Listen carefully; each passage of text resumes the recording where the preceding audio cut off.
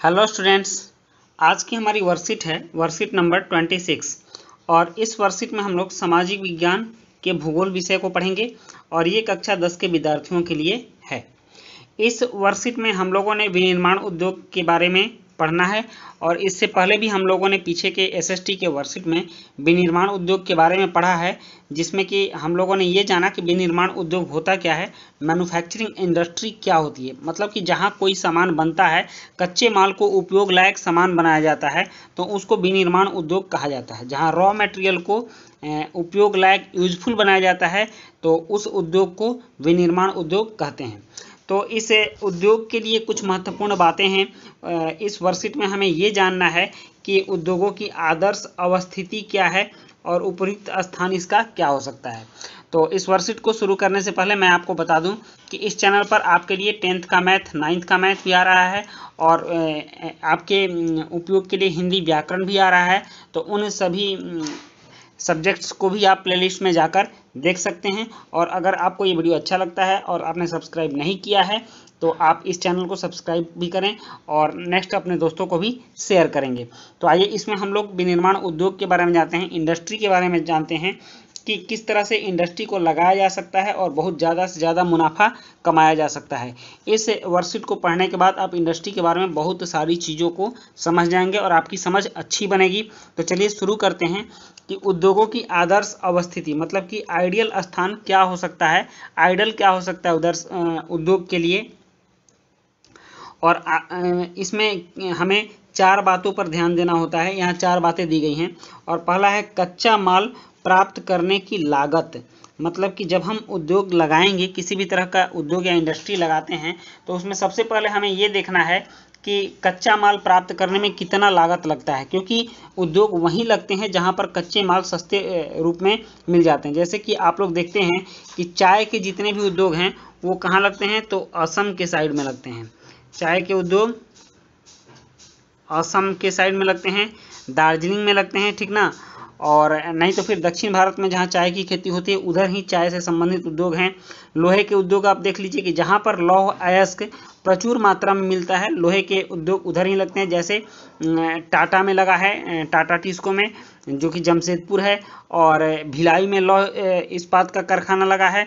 तो इन सभी जगहों पर लौह अयस्क जो हैं काफ़ी मात्रा में मिलते हैं, तो इसीलिए ये सारे कारखाने उन्हीं क्षेत्रों में लगे हैं। नेक्स्ट आपके जो कपड़े के कारखाने हैं, आप देख लीजिए कि कपास उत्पादन का क्षेत्र महाराष्ट्र के साइड में है, तो महाराष्ट्र में कपड़े के काफ़ी अधिक मिलें हैं और कपड़े के कारखाने हैं जहाँ की कपड़े बनते हैं। धागे से, रुई से, कपास से सूत बनाया जाता है और सूत से कपड़ा बनाने का जो कार्य है वो महाराष्ट्र में सबसे ज़्यादा होता है, गुजरात में होता है, क्योंकि उन्हीं सभी क्षेत्रों में कपास का उत्पादन ज़्यादा होता है। तो कच्चे माल जहां मिलेंगे वहीं पर उद्योगों की, उस तरह के उद्योगों की स्थापना होगी।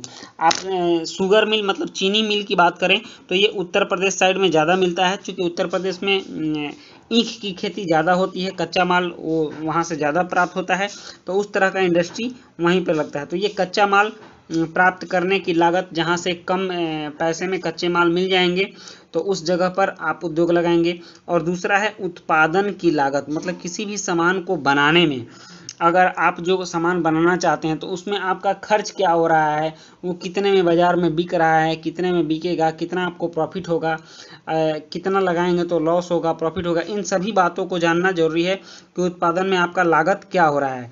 और नेक्स्ट है वितरण लागत। वितरण लागत का मतलब है कि आपने जो सामान बना लिया उसको बाजार तक पहुंचाने में आपका क्या खर्च आ रहा है, कितना खर्च आ रहा है। हर पॉइंट पर आपको ये देखना है कि बहुत ज़्यादा से ज़्यादा खर्च नहीं हो, ताकि आपका सामान बहुत ज़्यादा महंगा नहीं हो। अगर बाजार में आपको सामान बेचना है तो बाजार में जो कीमतों में जो प्रतिस्पर्धा होती है, कीमतों में जो कंपटीशन होता है कि हमारे सामान का कीमत कम रहेगा तो लोग ज़्यादा खरीदेंगे, तो इस बात को हम तभी कर सकते हैं, इस काम को तभी हम कर सकते हैं या उस प्रतिस्पर्धा में हम शामिल हो सकते हैं या टिके रह सकते हैं जबकि इन सभी में हमारी लागत कम होगी। तो इन सभी बिंदुओं पर अपने लागत पर ध्यान देना जरूरी है। और उद्योग स्थापना का निर्णय, जब आप इतना सब कुछ जान लेते हैं, मतलब कच्चा माल में क्या लगेगा, उत्पादन की लागत क्या होगी और वितरण की लागत क्या होगी, तब आप उद्योग स्थापना का निर्णय लेंगे। मतलब कि तब आप सोचेंगे कि मैं कोई उद्योग लगाऊं, मैं कोई इंडस्ट्री लगाऊं, मैं इससे लाभ कमा सकता हूं और लोगों के लिए कुछ हम उपयोगी सामान बना सकते हैं। तो ये हो गया आपका उद्योगों की आदर्श अवस्थिति। अब नेक्स्ट देखते हैं कि आपके वर्कशीट में आगे क्या बता रहा है। यहाँ पर कहा जा रहा है कि उपरोक्त प्रस्तुति, ऊपर जो आपने ये सभी बातें जाना है, तो उपरोक्त प्रस्तुति उद्योगों की स्थापना के पीछे जरूरी स्थिति को बताती है कि ये सभी चीज़ें जब जरूरी होंगी तभी उद्योगों की स्थापना हो सकती है। तो उद्योग की स्थापना कच्चे माल की उपलब्धता, मतलब जहाँ कच्चा माल मिलेगा वहीं पर उद्योग लग सकता है, और श्रमिक, जहाँ श्रमिक मिलेंगे, मजदूर मिलेंगे, वहीं पर कच्चा उद्योग लगेगा। पूंजी होनी चाहिए और शक्ति के साधन, मतलब पावर के सोर्स होने चाहिए। आपका उद्योग बिजली से चलने वाला है कि डीजल से चलने वाला है कि कोयला से चलने वाला है कि मानवों की शक्ति से चलने वाला है, किस चीज़ से चलने वाला है, तो वो शक्ति का साधन में बिजली, कोयला, डीजल, ये सब जिस चीज़ से भी चले वो होना चाहिए। और बाजार भी होना चाहिए कि आप जो सामान बनाते हो वो बिकना भी चाहिए। तो इन सब की उपलब्धता से उद्योगों की स्थापना प्रभावित होती है। अगर ये सभी चीज़ आपको नज़दीक नज़दीक में ही मिल जाते हैं और सुलभता से प्राप्त हो जाता है तो आप उद्योग स्थापित कर सकते हो और बहुत ज़्यादा से ज़्यादा फायदा कमा सकते हो। हालांकि सभी कारक, मतलब इनमें से लिखी गई सारी वस्तुएं एक जगह मिलना संभव नहीं है, ये एक जगह नहीं मिल सकती हैं। कुल मिलाकर उद्योग की स्थापना के लिए वही जगह उपयुक्त होती है जहां इनमें से ज़्यादातर कारक हों, मतलब बहुत ज़्यादा सामान इनमें से मिलता हो या कम कीमत पर उपलब्ध हो सके। ठीक, औद्योगिक प्रक्रिया के साथ साथ शहरीकरण भी होता है। जहां उद्योग लगता है वहां टाउनशिप भी बसता है, शहरीकरण भी होता है, क्योंकि उद्योग जब लगेगा तो वहां कुछ मजदूर रहेंगे, कुछ उस इंडस्ट्री के पदाधिकारी रहेंगे, उससे जुड़े उनके परिवार रहेंगे, तो उन सबों की आवश्यकताओं की पूर्ति के लिए वहां एक बाजार का निर्माण होगा। तो इस तरह से धीरे धीरे शहर बसता है। तो वहीं कह रहा है कि औद्योगिक के प्रक्रिया के साथ साथ शहरीकरण भी होता है और आसपास सुविधाओं का विकास होने लगता है। जब वहाँ लोग रहने लगेंगे तो सुविधाओं का विकास होगा, स्कूल बनेंगे, हॉस्पिटल बनेंगे, कॉलेज बनेंगे, अच्छे अच्छे बाजार बनेंगे, मॉल खुलेंगे, अच्छे अच्छे मकान बनेंगे। तो इस तरह से सुविधाओं का विकास होने लगता है और कई बार तो बाजार, यातायात की सुविधा, ऊर्जा आपूर्ति को देखते हुए उद्योग शहरों के नज़दीक लगाए जाते हैं। मतलब कि आप देख लीजिए कि दिल्ली में ये सारी व्यवस्था है तो दिल्ली के इर्द गिर्द बहुत सारे उद्योग भी लगे हुए हैं, क्योंकि यहाँ बाजार भी है, यहाँ यातायात की सुविधा भी है और यहाँ ऊर्जा आपूर्ति, मतलब बिजली वगैरह की भी अच्छी व्यवस्था है। तो इसीलिए शहरों के नज़दीक ही उद्योग लगाए जाते हैं और शहरी सुविधाओं से लाभ उठाकर, मतलब वहाँ मजदूर मिल जाते हैं, वहाँ बाजार मिल जाता है, वहाँ बना बनाया शहरीकरण भी मिल जाता है। तो इन सभी सुविधाओं से लाभ उठाकर उसके आसपास ही उद्योग केंद्रित हो जाते हैं, जिसे समूहन बचत कहते हैं। हर चीज़ में बचत होने लगता है। तो इस वर्कशीट में आपने जाना कि किस तरह से उद्योग को लगाने के लिए हमें किन किन बिंदुओं पर सोचना है और कौन कौन सी बिंदुएं हैं जो कि उद्योग में फायदा दिला सकती हैं और उद्योग के लिए आदर्श स्थिति क्या है।